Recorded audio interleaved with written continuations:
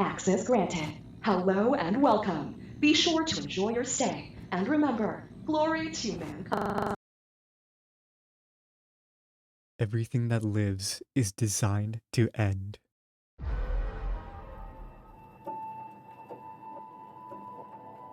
We are perpetually trapped in a never-ending spiral of life and death, an era seemingly forged in the hubris of humanity, born into a generation of great societal change and acceptance, just to grow and bear witness to them being torn down, to be born into an era of liberation, just to see the very rights we have fought so hard for be thrown away, to see the beauty of nature, a force that differentiates our world from the world of the stars, a beauty so seldomly seen, just to be destroyed and become fuel for an insatiable greed. To see decades of progress be burned and lost in mere seconds. Humanity is in a constant state of self-destruction. The greatest enemy of humanity is humanity itself. We often feel trapped within the compounds we are forced to live in, and oftentimes life itself is seemingly the greatest punishment one can face. We wander aimlessly through a continuous and everlasting cycle of pain and misery. And yet, we continue. Through the pain are glimpses of self-fulfillment, self-discovery, true happiness. We try to distract ourselves. We immerse ourselves in untold worlds and stories. We find comfort in tales of heroism, strife, and companionship. Much of the art we consume is a beautiful form of escapism, and to why I love NieR Automata.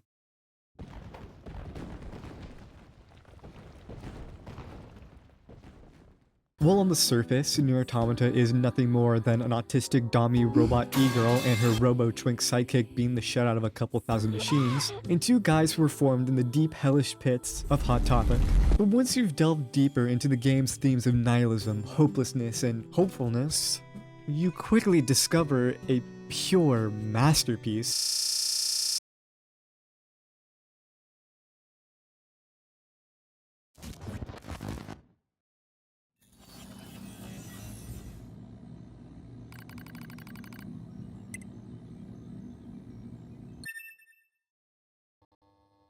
Following the invasion of the Machine Army, humanity's rule is put into question. The world, the machines, and the environments of NieR Automata tell a vibrant and destructive story of the battle between nature and humanity, from the towering, abandoned factory.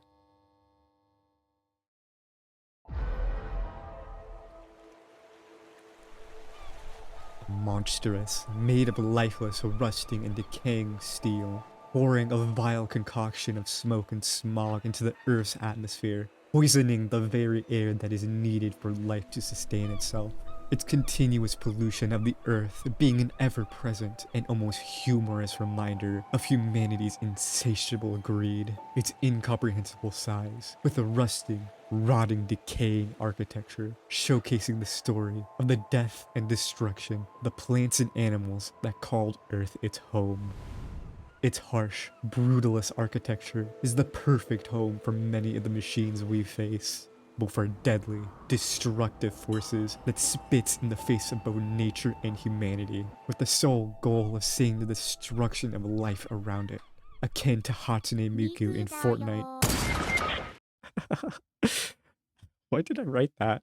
A place that destroys and manipulates the earth it dares stand on. It's a reminder of humanity's hubris, an endless greed that represents the death of humanity and the planet that birthed the very people who sought out its destruction.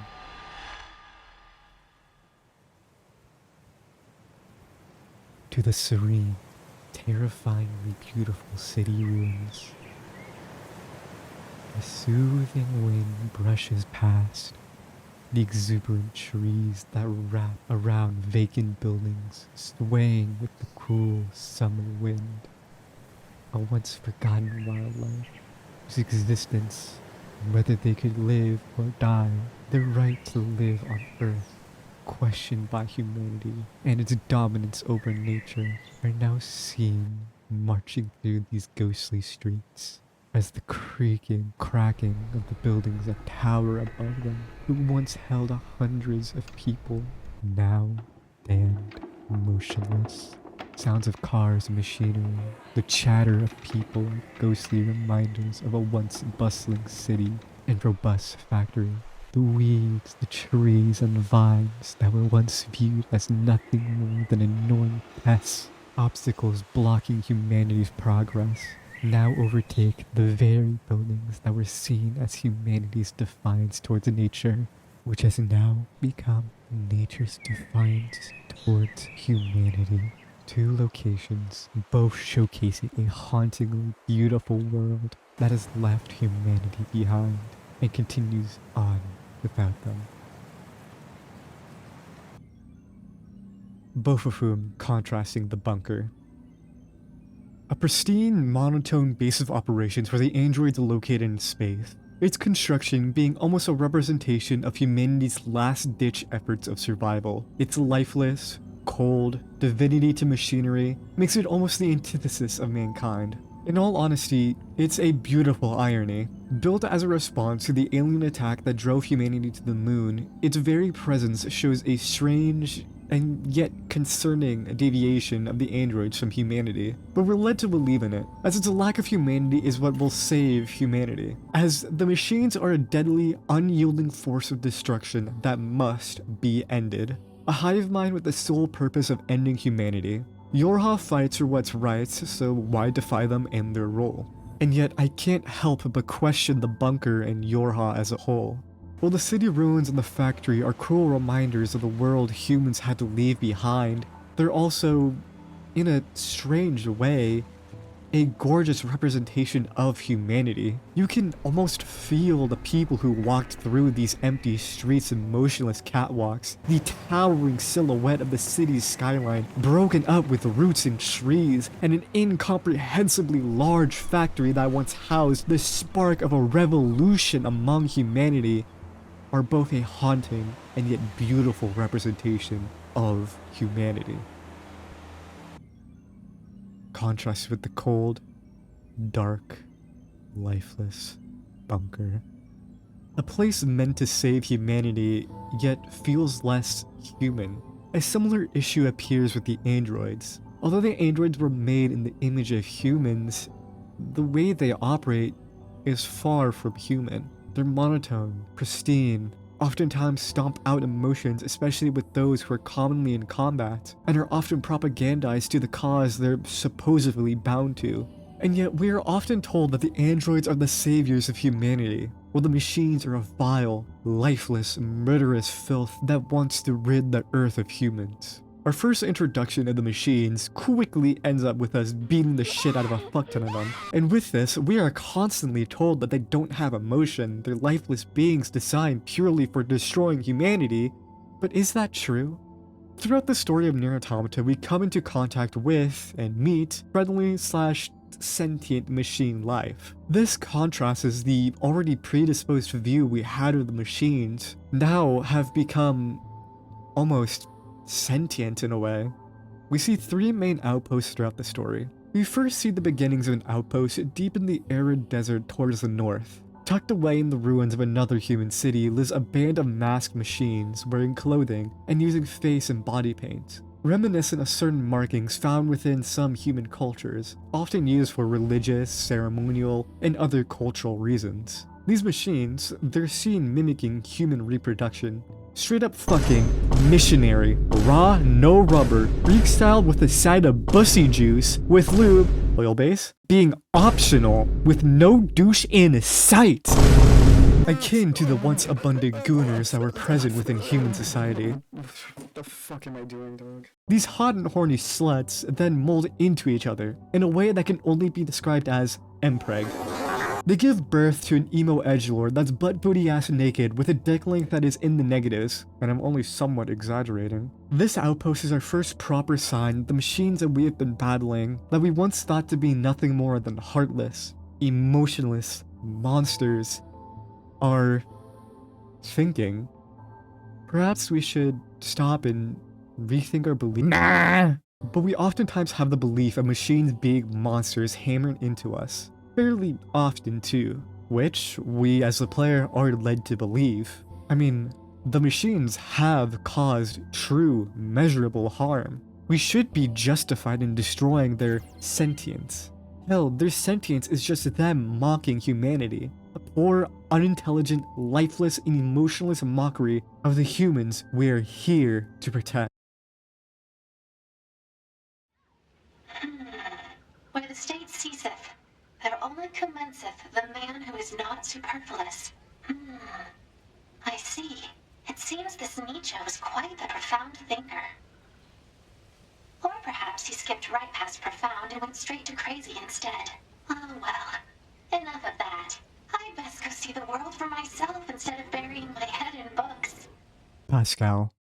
An incredibly friendly machine who is deeply in love with philosophy and literature. A kind and understanding leader of the machine village, he lives to create a truly peaceful world. We're aware that he's lived for hundreds of years and yet knows nothing about the aliens that attacked humanity. And although he's been fighting the androids for years, he only cares for peace with them. He teaches these children how to be peaceful, loving, caring, and intelligent to those around them. Pascal, as far as we know, has managed to teach these supposed thoughtless, emotionless machines peace, love, and intelligence. Pascal, he truly cares so much for peace and love, especially with his impact on the machine village. The machine village is a calming, beautiful paradise hidden within the forest away from these fucking clowns, home to a small, tight-knit community of, at least seemingly, peaceful machines who have moved past the need to fight. After meeting with Pascal and conversing with him, we are soon tasked to go to a supposed kingdom built by machines.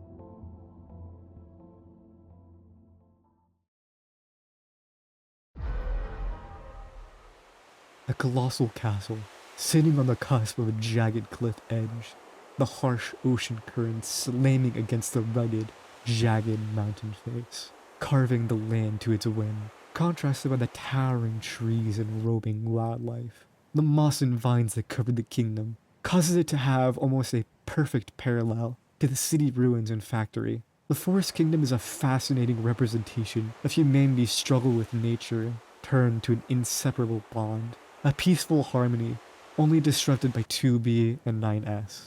Or, more accurately, us, the player. The machines that called this place home didn't simply find said castle in the middle of the forest, but instead was built by them. The machines are seemingly on par, or at least at a similar level of intelligence, found in the machine village. They know loyalty, they know sadness, depression, anger, and love. Love for the leader that they care for so deeply. These machines, they're more human than some, well, humans. A concept stomped out by Yorha, a concept not present within the android army towards the machines. They view any and all born into the body of machine as a bloodthirsty monster, whose sole goal of the destruction of humanity is written deep within their code. And while many of them simply follow their programming, those who resist, those who learn, those who help others when there's no benefit in doing so, that's empathy. That's humanity.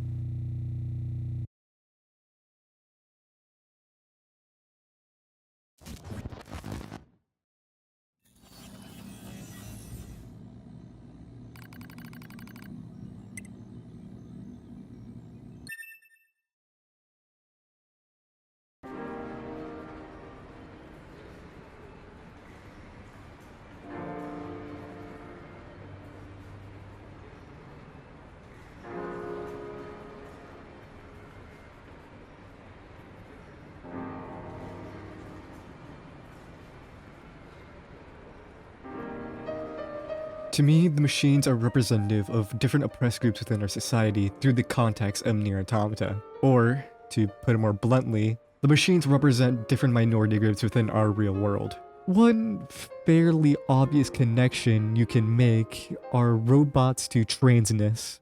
I won't delve into that subject in this video, but if you are interested in that concept, I highly recommend watching CO2 Goldie's video, Robots as Trans Allegory, to learn more about the concept. It's an incredibly well-written and well-made video about how transness has a very interesting connection with machines and robots in media. Once again, highly recommended.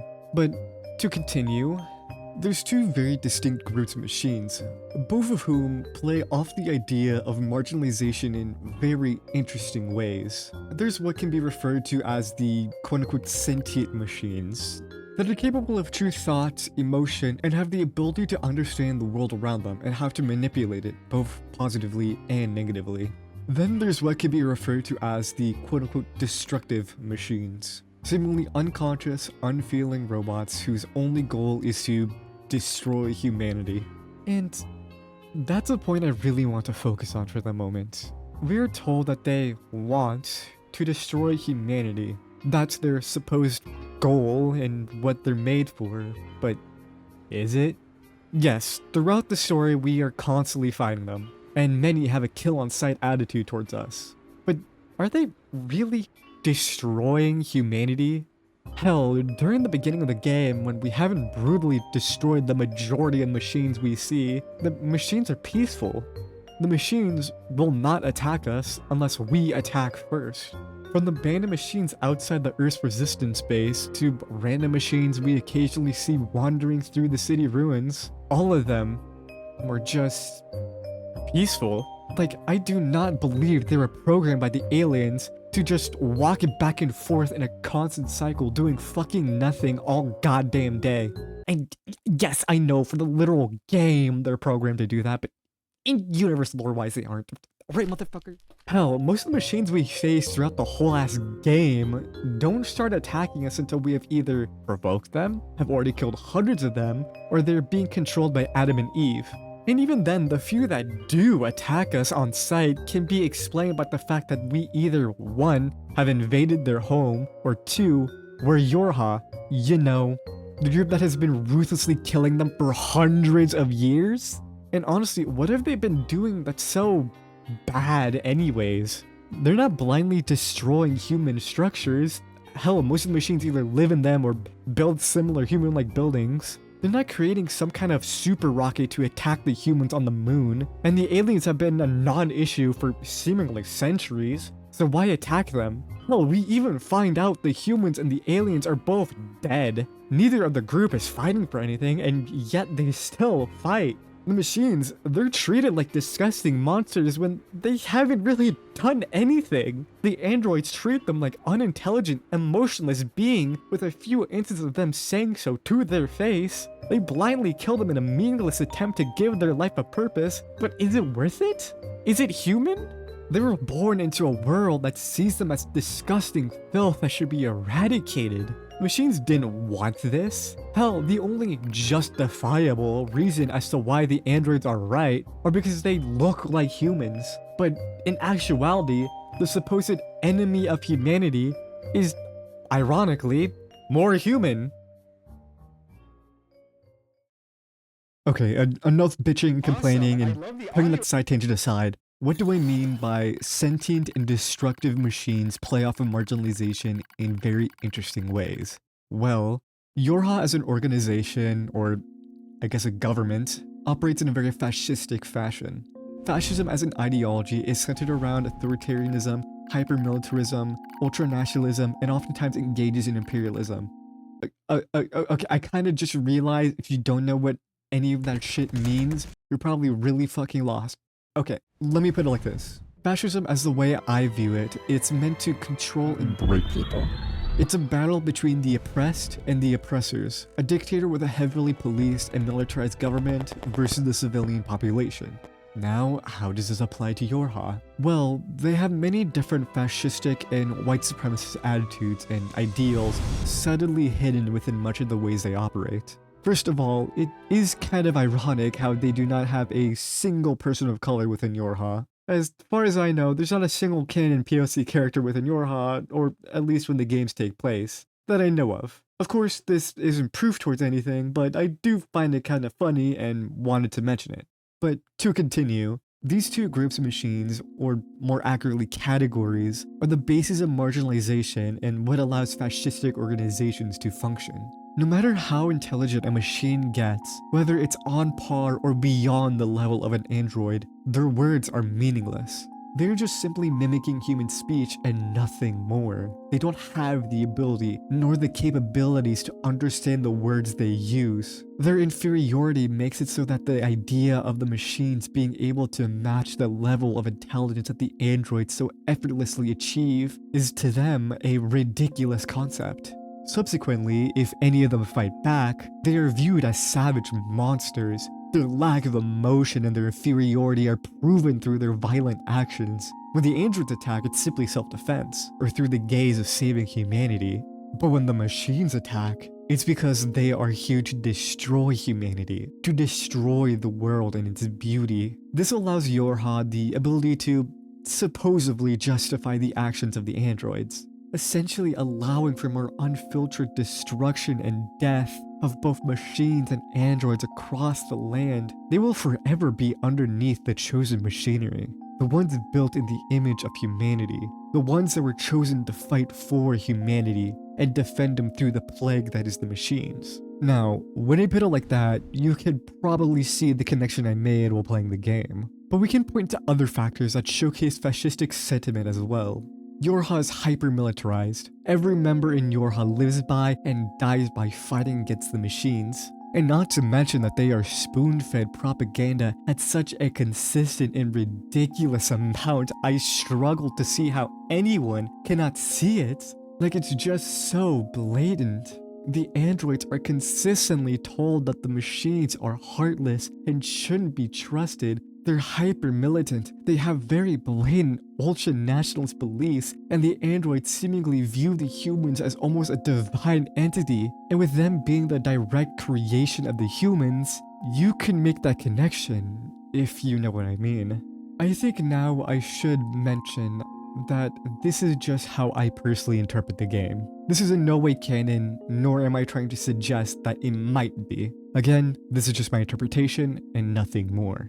But the last thing I do want to mention is purpose. The reason as to why the androids still fight this pointless war against the machines is so their lives are given a purpose, as stated by the commander, although not as directly as that. And, well, is this purpose truly beneficial to the androids? Should this be their purpose? To live a life in a constant state of struggle and strife, with each day possibly being your last? Not being able to see the wonders of the world, unable to be your own self, watching those you care about perish around you, while the reason you exist is as merely a weapon of war. Is that a just purpose? One might be saved as a result of hiding this information. Tears, sadness, depression. The androids, they can't live a meaningful life as it is, and all the secrecy does is perpetuate a never-ending cycle of life and death. No being, sentient or not, should be forced to endure this hell. A better future is on the horizon. Change can be made, but will it? Will there be someone? Whether it is man or machine, will there be someone to break the chains of oppression, and will there be a life worth living? A life of happiness, a life worth the pain? Whether that change is coming is something I can't say, but the betterment of mankind is in our grasp.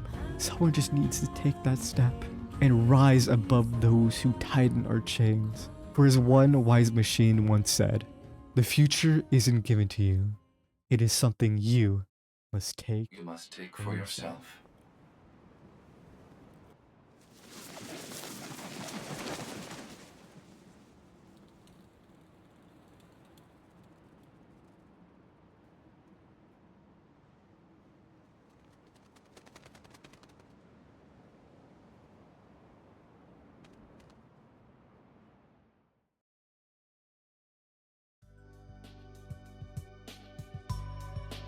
Alright, that's all. If you enjoyed the video, please be sure to like the video and subscribe. It helps me out a ton and it motivates me to do more of these types of videos in the future. If you dislike the video in any way, shape, or form, go down in the comments and yell about how gay I am. I don't fucking know. Also, I have recently opened up a Discord and a Patreon, so if you want to support me further, both links will be down in the description below. However, if you made it this far to the video and you're currently hearing me, you've already done more than enough, and I very much appreciate you. I would also like to shout out my friend Piper Weekly. They made the art that you can see within my YouTube profile pic, my YouTube banner, Twitter banner, all that stuff. They make incredible, beautiful art. I highly recommend commissioning them for something. They're incredible. I love them very much. I would also like to thank Otis, I think is their name. Sorry if it's not. I'll put it still in the description below. They're the one who made the free cam mod, along with other free cam mods for, you know, all sorts of different games. And I just, my god, without their mod, I don't know if this video would even be theoretically possible to make. They were an absolute lifesaver. I don't know how I can possibly thank them enough. I personally didn't buy the mod. A friend of mine already had it, and they let me borrow their PC for, you know, all the recording purposes of this video. So also shout out to them, but they did not want to be mentioned in this video. Still, thank you to them. Last thing I would like to mention is the Nightcore video. My god, that video blew the fuck up. Oh my god, I did not expect it to do that well. Currently, as I'm recording this, I am at 3,924 subs, and the video is almost at 121,000 views. God damn! To give some perspective, like, when I uploaded that video, I had 60 subs. Like, that's crazy. Like, again, I have a Patreon and Discord. If you would like to support me further, please go down in the description below. It will also leave a pinned comment under the video mentioning that fact, so please support me if you can, but you don't need to.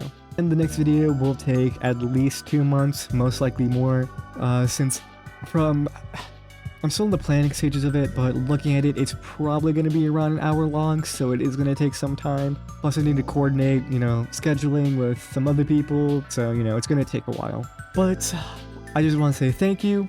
I'm gonna go play Monster Hunter Wilds now, and yeah, have a good day or night. Bye bye.